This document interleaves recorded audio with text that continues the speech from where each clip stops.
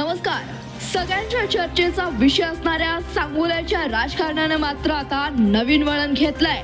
दीपक आबांच्या कार्यकर्त्यांची एक पोस्ट सोशल मीडियावर जोरदार व्हायरल होतीये. तर पाहूया तर नेमकं काय आहे प्रकरण. सत्ता कायमची नसते बापू. दीपक आबांच्या अपमानानं पेटून उठलाय तळागाळातला कार्यकर्ता. बापू आता तुमचं ओके नाही तर नोके होणार. सांगोल्यात बदलाचे वारे.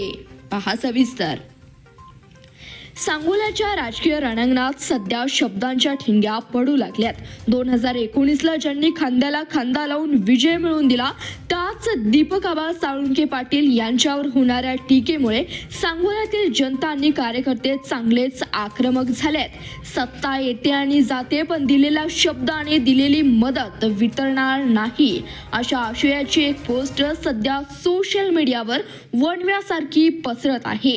या पोस्टने आमदार शहाजीबापू पाटील यांच्या गोटात अस्वस्थता निर्माण झाली आहे. व्हायरल पोस्टमध्ये 2019च्या इतिहासाला उजाळा देण्यात आलाय, जेव्हा दीपक आबा साळुंखे पाटील यांनी स्वतःचा राजकीय स्वार्थ, उमेदवारी आणि वेळ केवळ शहाजीबापूंना आमदार करण्यासाठी खर्च केला होता.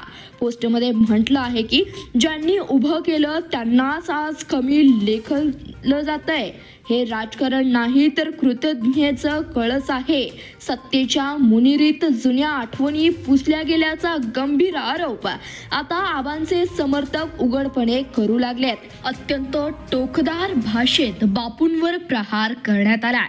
काय तो पैसा, काय तो माज, सगळं ओके झालंय.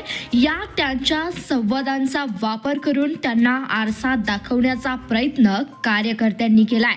हा अपमान केवळ आबांचा नाही तर त्यांच्यासाठी रात्रंदिवस राबणाऱ्या प्रत्येक कार्यकर्त्याचा आहे. असं म्हणत आता सांगोल्यात बदलाचं वारं वाहू लागल्याचं संकेत या पोस्टमधून मिळत आहे. कार्यकर्त्यांनी आता गप्प न बसता एकजुटीने उभे राहू आणि आबांची ताकद दाखवून देऊ असा निर्धार केला आहे. सध्या ही पोस्ट व्हॉट्सअप स्टेटस, फेसबुक आणि इंस्टाग्रामवर प्रचंड शेअर होतीये. या पोस्टमुळे सामान्य मतदारांमध्येही उलटसुलट चर्चांना उधाण आले. एकेकाळी काय झाडी काय डोंगर म्हणणाऱ्या बापूंना आता या व्हायरल झालेल्या संतापाच्या लाठीला कसं थोपवणार.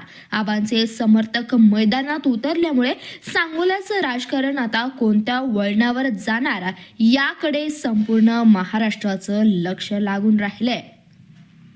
2019च्या विजयानंतर नेमकं काय म्हणाले होते बापू, पाहूयात.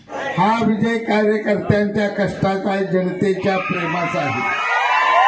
परंतु त्याचबरोबर स्वतःच्या उमेदवारीचा त्याग करून ते प्रेम माझ्यावर दाखवलं. त्या प्रेमाचे उपाय जीवनभर हे लक्षात ठेवीन.